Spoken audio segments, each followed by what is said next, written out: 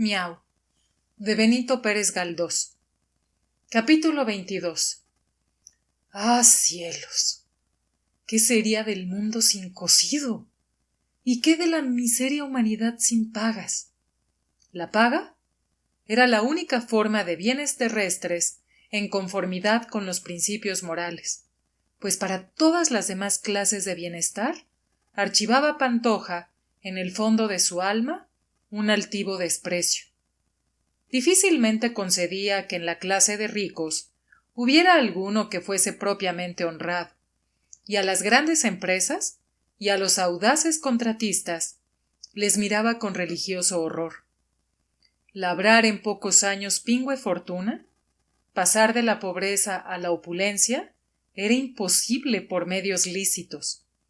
Para que tal cosa suceda, es indispensable ensuciarse, quitándole lo suyo a la víctima eterna, al propietario elemental, al Estado. Al millonario que había heredado su fortuna y no hacía más que gastarla, le perdonaba el buen Pantoja, pero aún así no le tenía en olor de santidad, diciendo que si él no robaba, lo habían hecho sus padres, y la responsabilidad, como el dinero, se transmitía de generación en generación. Cuando venía a entrar en el ministerio y pasar al despacho del ministro al representante de Rothschild o de otra opulenta casa española o extranjera, pensaba cuán útil sería ahorcar a todos aquellos señores que no iban allí sino a tramar algún enjuague. Estas ideas y otras semejantes las vertía Pantoja en el círculo del café a donde concurría, siendo objeto de punzantes burlas por su estrechez de miras. Pero él no se daba partido. ¿Hablábase de Hacienda? Pues en el acto tremolaba Pantoja su banderín con este sencillo y convincente lema: mucha administración y poca o ninguna política. Guerra a los grandes negocios, guerra al agio y guerra también a los extranjeros, que no vienen aquí más que a explotarnos y a llevarse el cumquibús, dejándonos más pobres que las ratas. Tampoco ocultaba Pantoja sus simpatías por el rigor arancelario, pues el libre cambio es la protección a la industria de extranjís. Al propio tiempo, sostenía que los propietarios se quejan de vicio, que en ninguna parte se pagan menos contribuciones que en España, que el país es esencialmente defraudador, y la política, el arte de cohonestar las defraudaciones y el turno pacífico o violento en el saqueo de la hacienda. En defraudaciones y el turno pacífico o violento en el saqueo de hacienda. En suma, las ideas de Pantoja eran 3 o 4, pero profundamente incrustadas en su intelectus, como si se las hubieran metido a mazo y escoplo.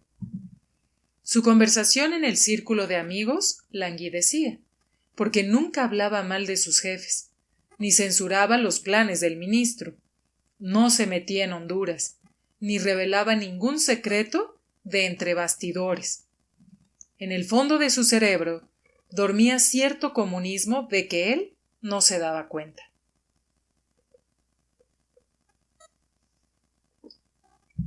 De este tipo de funcionario, que la política vertiginosa de los últimos tiempos se ha encargado de extinguir, quedan aún, aunque escasos, algunos ejemplares. En su trabajo era Pantoja puntualísimo, celoso, incorruptible y enemigo implacable de lo que él llamaba el particular. Jamás emitió dictamen contrario a la hacienda. La hacienda le pagaba. Era su ama, y no estaba él allí para servir a los enemigos de la casa. En cuanto a los asuntos obscuros, de una antigüedad telarañosa y de resolución difícil, su sistema era que no debía resolverse nunca, y cuando llegaba forzosamente el último trámite impuesto por las leyes, buscaba en la ley misma la triquiñuela necesaria para enredarlos de nuevo. Escribir la última palabra de uno de estos pleitos equivalía a una fragilidad de la administración, a declararse vencida y casi deshonrada. En cuanto a su probidad, no hay que decir, sino que recibía a cajas destempladas a los agentes que iban a ofrecerle recompensa por despachar bien y pronto tal o cual negocio. Conocíanle ya, y no se atrevían con aquel puercoespín, que erizaba sus púas, todas, al sentir la aproximación del particular, o sea, del contribuyente. En su vida privada, era Pantoja el modelo de los modelos. No había casa más metódica que la suya, ni hormiga comparable a su mujer. Eran el reverso de la medalla de los Villamil, que se gastaban la paga entera en los tiempos bonacibles, y luego quedaban pereciendo. La señora de Pantoja no tenía, como doña Pura, aquel ruinoso prurito de suponer, aquellos humos de persona superior a sus medios y posición social. La señora de Pantoja había sido criada de servir, creo que de don Claudio Antón de Luzuriaga, al cual debió Pantoja su credencial primera, y lo humilde de su origen le inclinaba a la obscuridad y al vivir modesto y esquivo. Nunca gastaron más que los 2/3 de la paga, y sus hijos iban adoctrinados en el amor de Dios y en el supersticioso miedo al Fausto y pompas mundanales. A pesar de la amistad íntima que entre Villamil y Pantoja reinaba, nunca se atrevió el primero a recurrir al segundo en sus frecuentes ahogos. Le conocía como si lo hubiese parido. Sabía perfectamente que el honrado ni pedía ni daba, que la postulación y la munificencia eran igualmente incompatibles con su carácter. Arcas cuyas puertas jamás se abrían ni para dentro ni para fuera. Sentados los dos, el uno ante un pupitre, el otro en la silla más próxima, Pantoja se ladeó el gorro, que resbalaba sobre su cabeza lustrosa al menor impulso de la mano, y dijo a su amigo: «Me alegro que hayas venido hoy.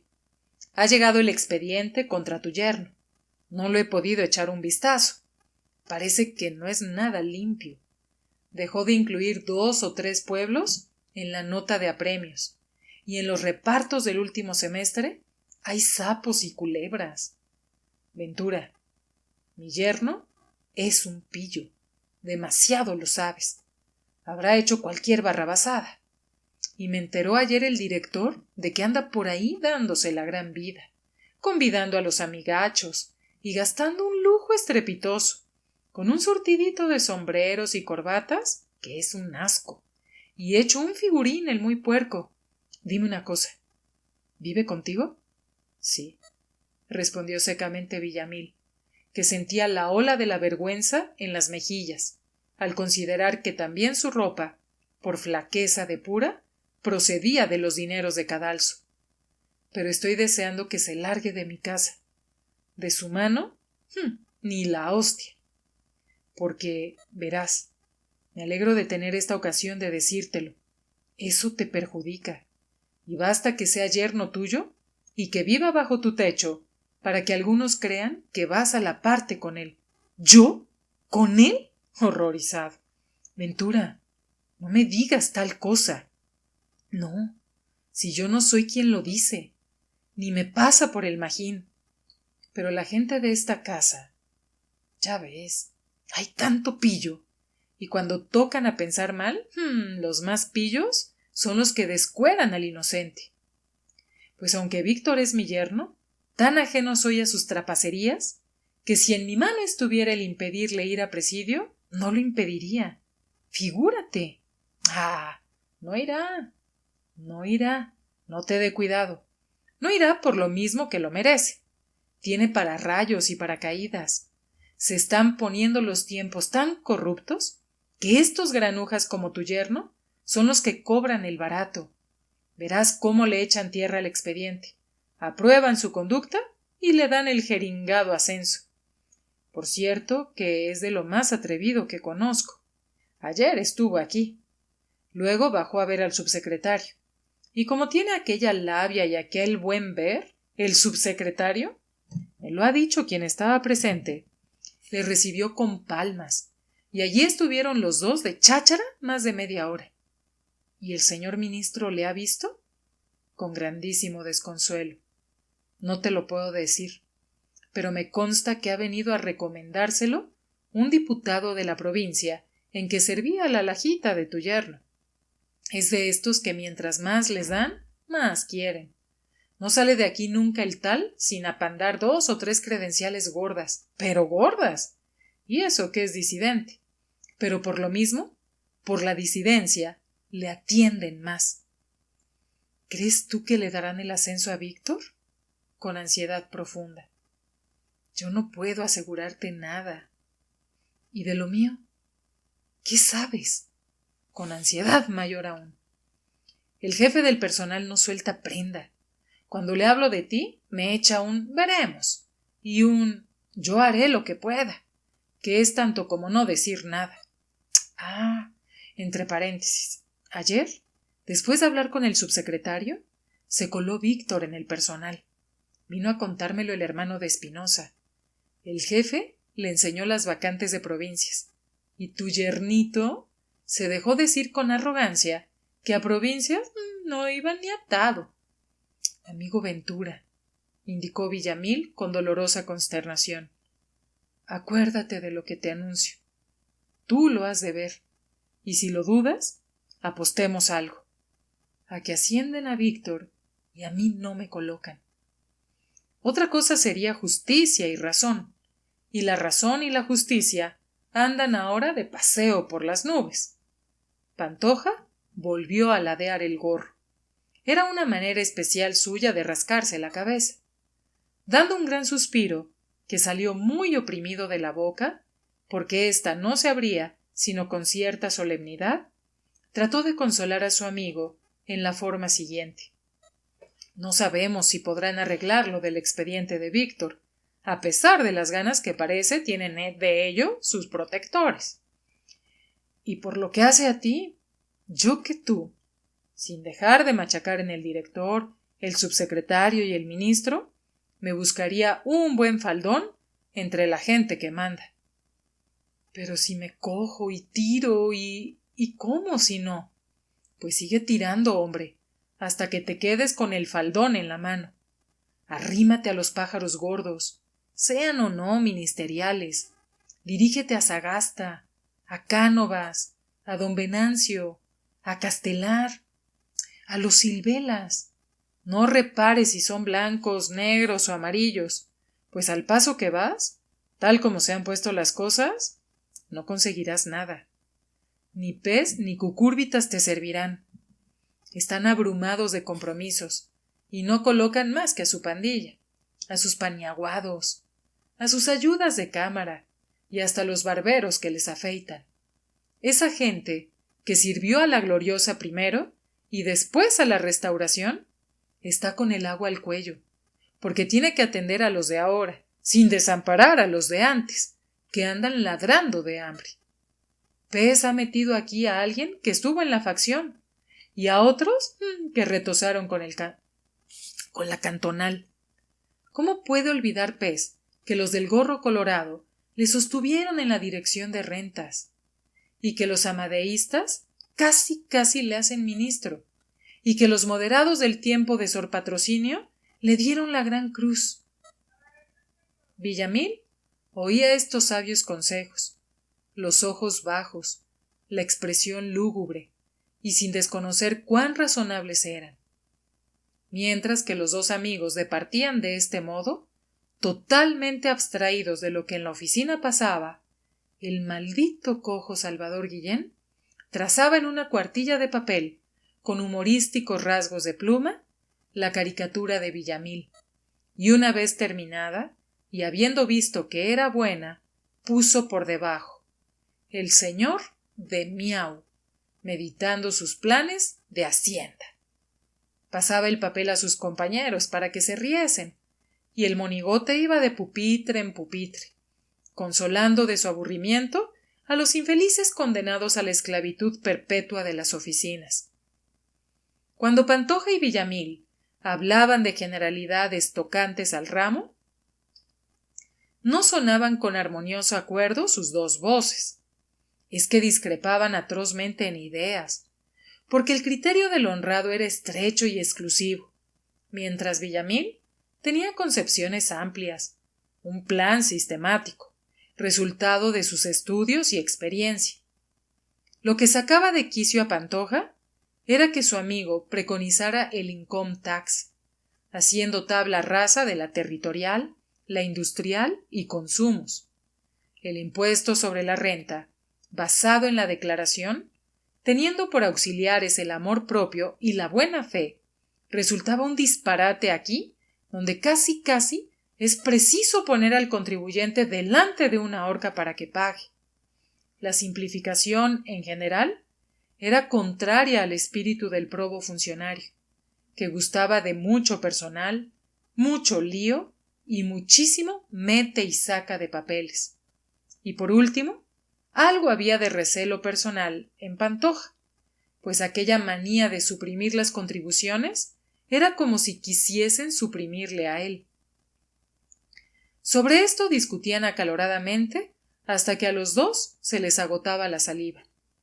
Y cuando Pantoja tenía que salir porque le llamaba el director y se quedaba Villamil solo con los subalternos, éstos se distraían y solazaban un rato a cuenta de él, distinguiéndose el cojo Guillén por su intención maligna. Dígame, don Ramón, ¿por qué no publica usted su plan para que lo conozca el país?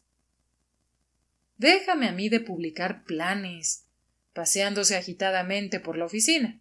Sí, buen caso me haría ese puerco de país.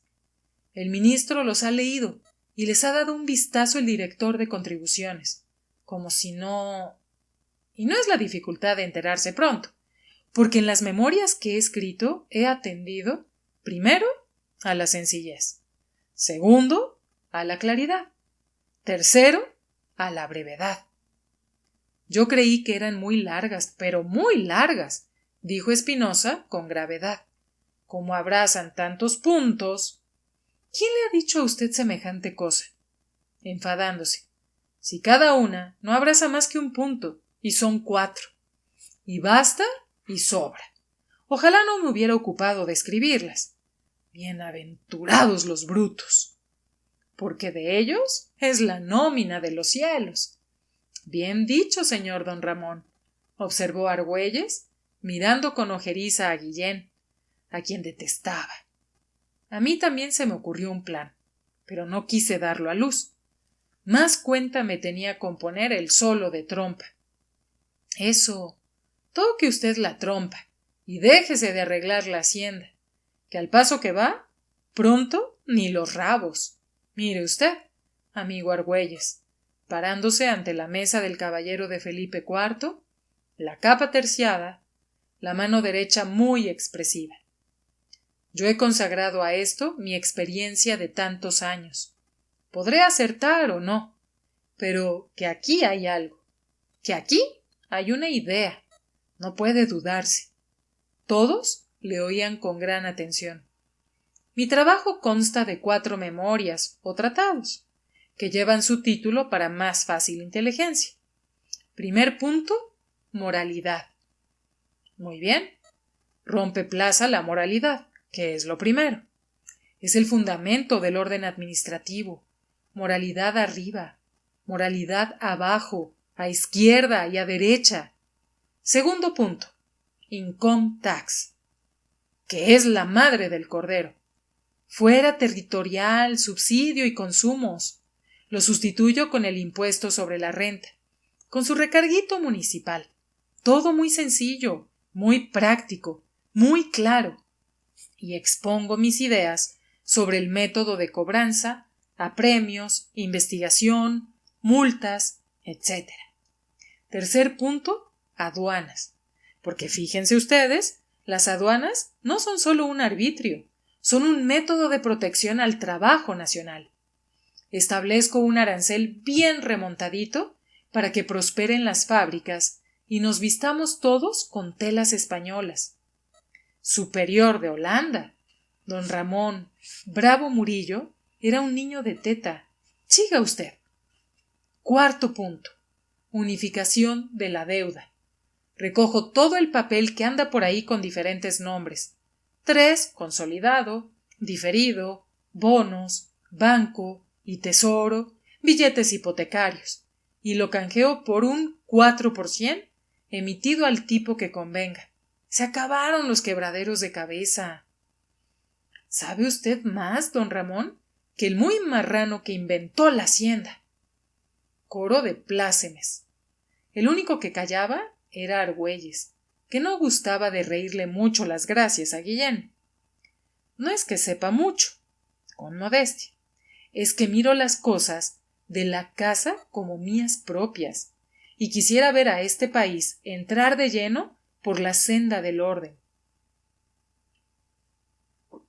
Esto no es ciencia, es buen deseo, aplicación, trabajo.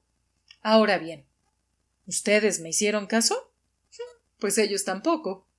Allá se las hallan.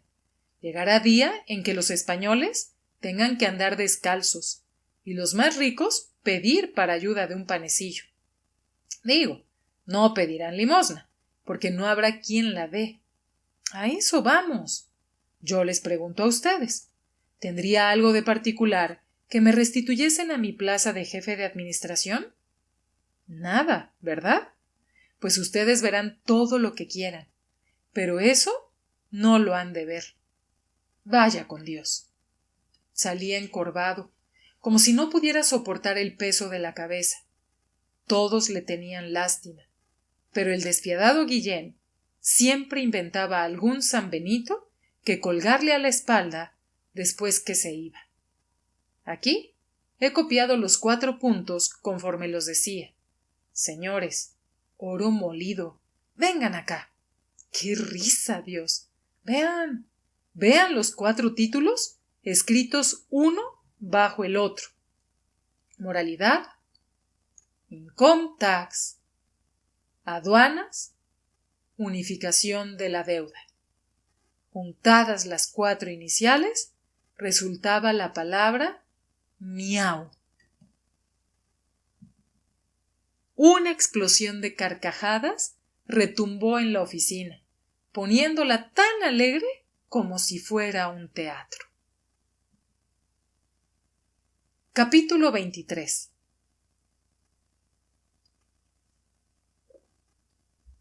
Desconcertada para muchos días, quedó Abelarda después del largo diálogo aquel con Víctor, pero ponía la infeliz tal arte en evitar que su madre y su tía comprendieran el estado de su ánimo, que lo lograba al fin. Desde el día posterior a las incomprensibles declaraciones de Víctor, notó a este taciturno. Evitaba encontrarse solo con su cuñada. Apenas la miraba, y ni por incidencia le dirigía palabra alguna. Creyérase que un delicado asunto personal le traía caviloso. Transcurrido poco tiempo, observó a Abelarda que estaba de mejor temple y que le echaba miradas amorosas y lánguidas, a las que ella, sin poderlo remediar, respondía con otras inflamadas, aunque rapidísimas. Delante de la familia le hablaba Víctor, pero a solas, ni jota. Estaban, pues, como los que se aman y no se atreven a decírselo. Mas ella esperaba que ese estallido impensado y súbito de la ocasión que no falta nunca, como si las leyes del tiempo y del espacio tuvieran marcado el necesario instante en que se junten las órbitas de los seres compelidos a ello por la voluntad. En aquella temporada le dio a la insignificante por ir a la iglesia bastante a menudo. Las prácticas religiosas de los Villamil se concretaban a la misa dominguera en las comendadoras, y esto no con rigurosa puntualidad. Don Ramón faltaba rara vez, pero doña Pura y su hermana, por aquello de no estar vestidas, por quehaceres o por otra causa, quebrantaban algunos domingos el precepto. Abelarda se sentía ansiosa de corroborar su espíritu en la religión y meditar en la iglesia. Se consolaba mirando los altares, el sagrario donde el propio Dios está guardado, oyendo devotamente la misa, contemplando los santos y vírgenes con sus ahuecadas vestiduras. Estos inocentes consuelos le sugirieron pronto la idea de otro más dulce y eficaz, el confesarse, porque sentía la necesidad imperiosa e impulsante de confiar a alguien un secreto que no le cabía en el corazón. Temía que si no lo confiaba, se le escaparía a lo mejor con espontaneidad indiscreta delante de sus padres. Y esto le aterraba, porque sus padres se habrían de enfadar cuando tal supieran. ¿A quién confiarlo? ¿A Luis? Era muy niño. Hasta se le pasaba por las mientes el disparate increíble de revelar su secreto al buenazo de Ponce. Por último, el mismo sentimiento religioso que se amparaba de su alma le inspiró la solución, y a la mañana siguiente de pensarla, acercóse al confesionario y le contó al cura lo que le pasaba, añadiendo pormenores que al sacerdote no le importaban saber. Después de la confesión, se quedó la insignificante muy aliviada y con el espíritu bien dispuesto para lo que pudiera sobrevenir. Como era tiempo de Cuaresma, había ejercicios todas las tardes en las Comendadoras y los viernes en Montserrat y en las Salesas Nuevas. Algo chocaba a la familia la asiduidad con que Abelarda iba a la iglesia, y a doña Pura no se le pudrió en el cuerpo esta observación impertinente. Vaya, hija, a buenas horas mangas verdes. La circunstancia de que Ponce estaba complacidísimo, y un si es o no es entusiasmado con las devociones de su novia, por ser él uno de los chicos más católicos de la generación presente, aunque más de pico que de obras, como suele suceder, acalló las susceptibilidades de doña Pura. El ínclito joven acompañaba a su novia algunas tardes a la iglesia, a pesar de las reiteradas instancias de ella para que la dejara sola. Comúnmente la esperaba al salir, y juntos iban hasta la casa, hablando del predicador, como la noche antes en la tertulia hablaban de los cantantes del Real. Si Abelarda iba temprano a la iglesia, la acompañaba Luis, que a poco de probar estas excursiones tomó grandísima afición a ellas. El buen Cadalcito pasaba un rato con devoción y compostura, pero luego se cansaba y se ponía a dar vueltas por la iglesia, mirando los estandartes de la Orden de Santiago que hay en las Comendadoras, acercándose a la reja grande para atisbar a las monjas, inspeccionando los altares recargados de exvotos de cera. En Montserrat, iglesia perteneciente al antiguo convento que es hoy cárcel de mujeres, no se encontraba Luis tan a gusto como en las Comendadoras, que es uno de los templos más despejados y más bonitos de Madrid. A Montserrat encontrábalo frío y desnudo. Los santos estaban mal trajeados. El culto le parecía pobre, y además de esto, había en la capilla de la derecha, conforme entramos, un Cristo grande, moreno, lleno de manchurrones de sangre, con enaguas y una melena natural tan larga como el pelo de una mujer, la cual efigie le causaba tanto miedo que nunca se atrevía a mirarla sino a distancia, y ni que le dieran lo que le dieran entraba en su capilla. Sucedió más de una vez que Cadalcito, en su inquieta vagancia dentro de la iglesia, se sentaba en algún banco solitario, sintiéndose acometido del mal precursor de la extraña visión. Más de una vez se dijo que en tal sitio, a poco que se adormilase, había de ver al señor de la barba blanca, por ser aquella una de sus casas, pero cerraba los ojos, haciendo como una mental evocación de la extraordinaria visita, y ésta no se presentaba. En alguna ocasión, no obstante, creyó ver el augusto anciano saliendo por una puerta de la sacristía y perdiéndose en el altar, como si se introdujera por invisible hueco. También le pareció que el mismo señor salía revestido de la sacerdotal túnica y casulla, de casulla bordada, a decir misa, o a decirse a sí mismo la misa. cosa que a Cadalcito le pareció por demás extraña. Pero no estaba muy seguro de que esto fuera así, y bien podía ser que se engañase. Al menos, grandes dudas tenía sobre el particular.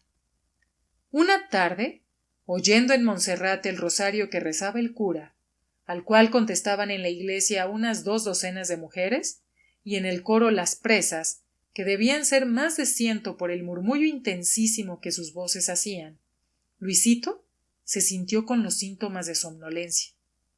En la iglesia había muy poca luz, y todo en ella era misterio, sombras que la cadencia tétrica del rezo hacía más cerradas y tenebrosas. Desde donde Cadalcito estaba, veía un brazo del Cristo aquel, y la lamparilla que junto al brazo colgaba del techo. Le entró tal pánico que se habría marchado a la calle si hubiera podido, pero no se pudo levantar. Hizo propósito de vencer el sopor, y se pellizcó los brazos diciendo: ¡ay, contro! Si me duermo y se me pone al lado el Cristo de las melenas, del miedo me caigo muerto. Y el miedo y los esfuerzos por despabilarse vencían al fin a su insano sopor. En cambio de estos malos ratos, Montserrat se los proporcionaba buenos, cuando se aparecían por allí su amigo y condiscípulo, Silvestre Murillo, hijo del sacristán.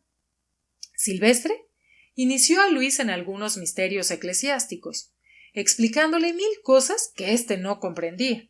Por ejemplo, qué era la reserva del Santísimo, qué diferencia hay entre el Evangelio y la Epístola, por qué tiene San Roque un perro y San Pedro llaves, metiéndose en unas erudiciones litúrgicas que tenían que oír. La hostia, verbigracia, llevaba dentro a Dios, y por eso los curas, antes de cogerla, se lavan las manos para no ensuciarla. Y Dominus vobisco es lo mismo que decir cuidado que seáis buenos.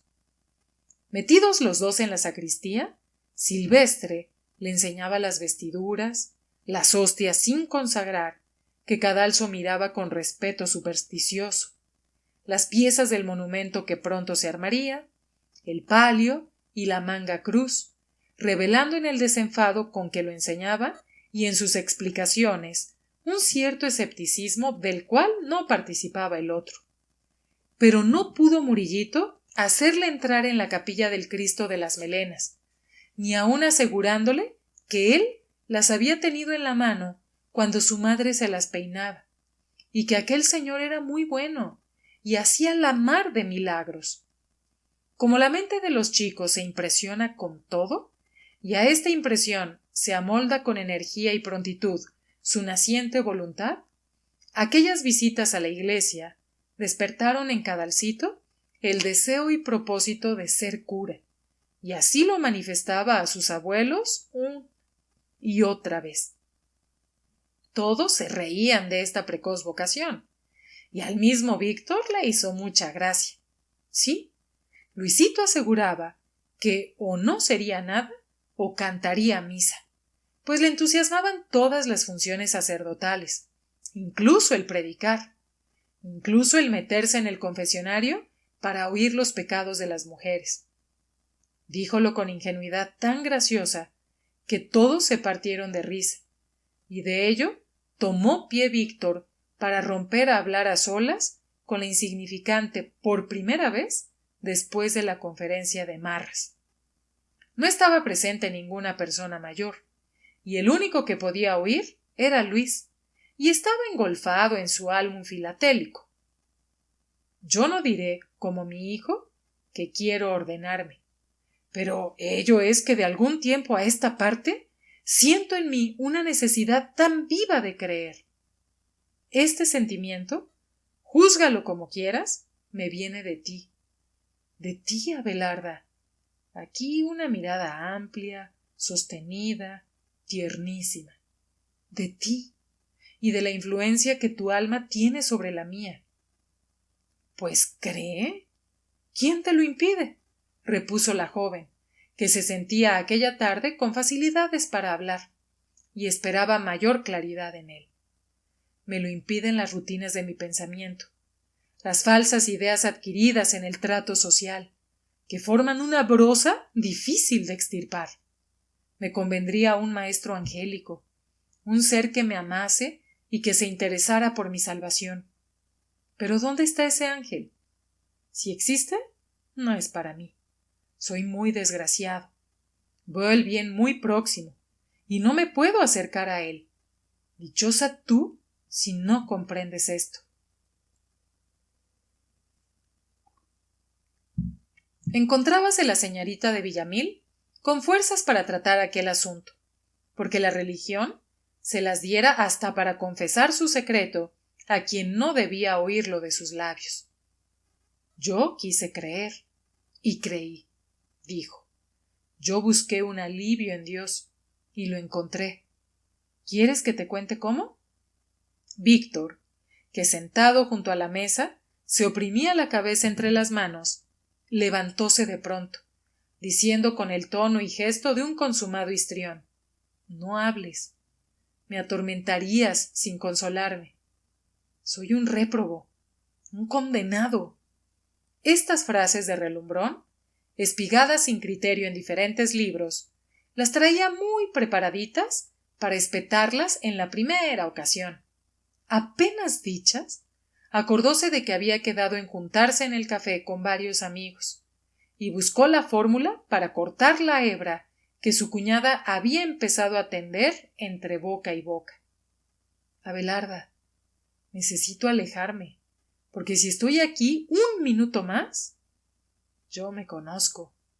Te diré lo que no debo decirte, al menos todavía. Dame tu permiso para retirarme. Voy a dar vueltas por las calles, sin dirección fija, errante, calenturiento, pensando en lo que no puede ser para mí, al menos todavía. Dio un suspiro y hasta otra. Dejó a la insignificante confusa y con un palmo de morros, procurando desentrañar el significado de aquel al menos todavía. Frase de risueños horizontes.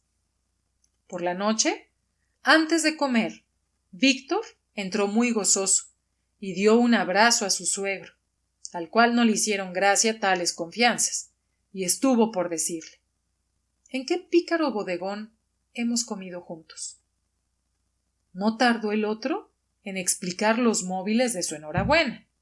Había estado en el ministerio aquella tarde, y el jefe del personal le dijo que Villamil iba en la primera hornada.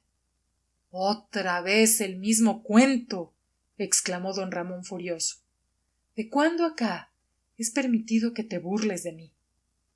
—No es burla, hombre —manifestó doña Pura, alentada por dulces esperanzas—. Cuando él te lo dice, es porque lo sabe. Créalo usted o no lo crea, es verdad. Pues yo lo niego. —Yo lo niego —declaró Villamil, rayando el aire con el dedo índice de la mano derecha—. Y de mí no se ríe nadie.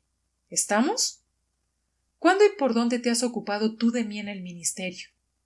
Tú vas allá por tus asuntos propios, por trabajar tu ascenso, que te darán. Ah, yo estoy cierto de que te lo dan. Bueno, fuera que no. Pues yo lo digo a usted, con gran energía, que podré haber ido otras veces con ese objeto, pero hoy, por hoy, fui, y por cierto en compañía de 2 diputados de muchísima influencia, exclusivamente a interceder por usted, a hablarle gordo al jefe de personal, después de teclear al ministro. Si no se lo digo a usted porque me lo agradezca, si esto no tiene mérito alguno, y tan cierto como es luz, esa que nos alumbra, con solemne acento, lo es que yo dije a los amigos que me apoyan: señores, antes que mi ascenso, pídase la colocación de mi suegro. Repito que no lo digo para que me lo agradezca nadie. Vaya un puñado de anís. Doña Pura estaba radiante, y Villamil, desconcertado en su pesimismo, parecía un combatiente a quien le destruyen de improviso las defensas que le amparan, dejándole inerme, desnudo ante las balas enemigas. Esforzábase en recobrar su aplomo pesimista. Historias. Bueno, y aunque fuese verdad que Juan, Pedro y Diego me recomendaran, ¿de eso se sigue que me coloquen? Déjame en paz y pide para ti, pues sin abrir la boca te lo han de dar, mientras que yo, aunque vuelva loco al género humano, nada alcanzaré. Abelarda, aunque no desplegó los labios, sentía su pecho inundado de gratitud hacia Víctor, y se congratulaba de amarle, declarándose que ninguna duda podía existir de la bondad de sus sentimientos.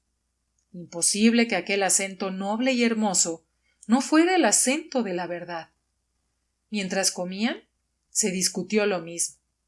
Villamil opinando tercamente que jamás habría piedad para él en las esferas ministeriales, y la familia entera sosteniendo con denuendo lo contrario. Entonces soltó Luisito aquella frase que fue célebre en la familia durante una semana y se comentó y repitió hasta la saciedad, celebrándola como gracia inapreciable,